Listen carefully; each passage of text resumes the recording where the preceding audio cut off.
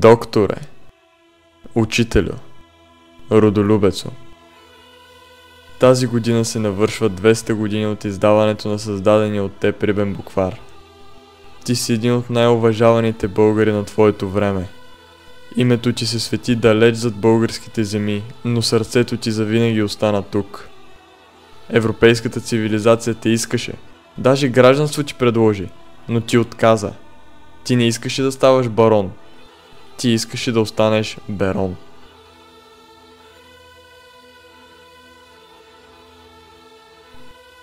Какво ли не си видял и научил, но ти не го запази за себе си. Ти не избра лесния път. Ти вложи всичко, което беше изучил в чужбина, в отечеството и в народа си. Как постигна себеотрицание, учителю?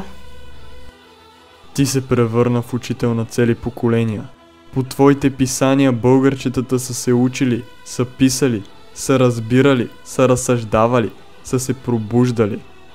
Твоят идеал беше ясен като знанията в буквара ти.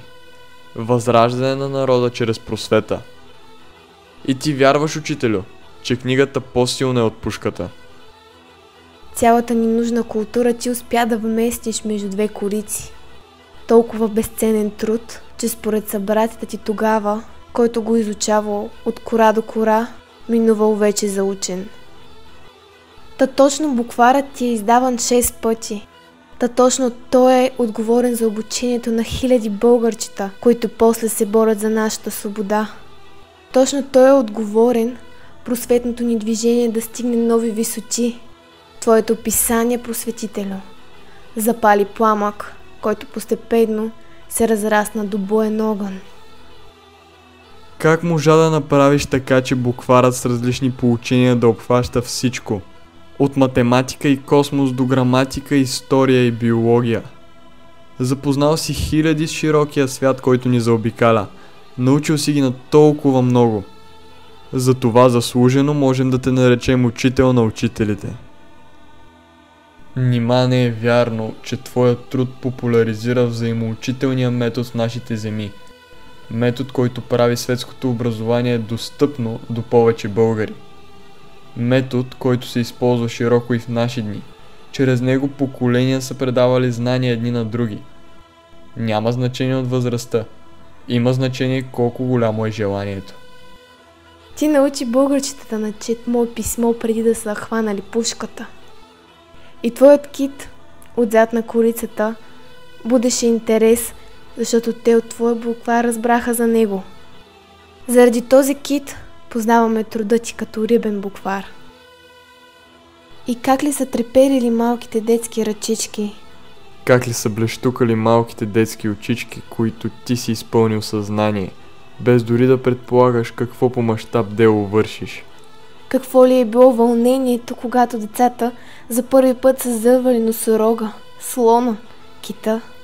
Какво ли е било възхищението, когато същите, запленени от красотата на историята, са препускали по страниците, описващи велики, смели наши владетели и герои?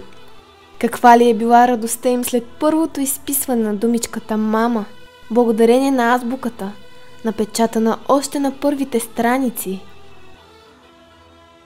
Много рядко оценяме напълно приноса ти. До толкова, че когато човек дойде в котел, даже и цифрите на паметника ти не може да види. Колко милея за посветата като теб. Колко книги и учебни пособия могат да се похвалят със същата роля като твоята. Днес имаме много повече от един учебник. Днес имаме много повече трудове. Но какво от това? Използваме ли ги? Оценяваме ли ги? Или ги захвърляме в нищетата на времето между неуморните стрелки на часовника? Имат ли същата стойност?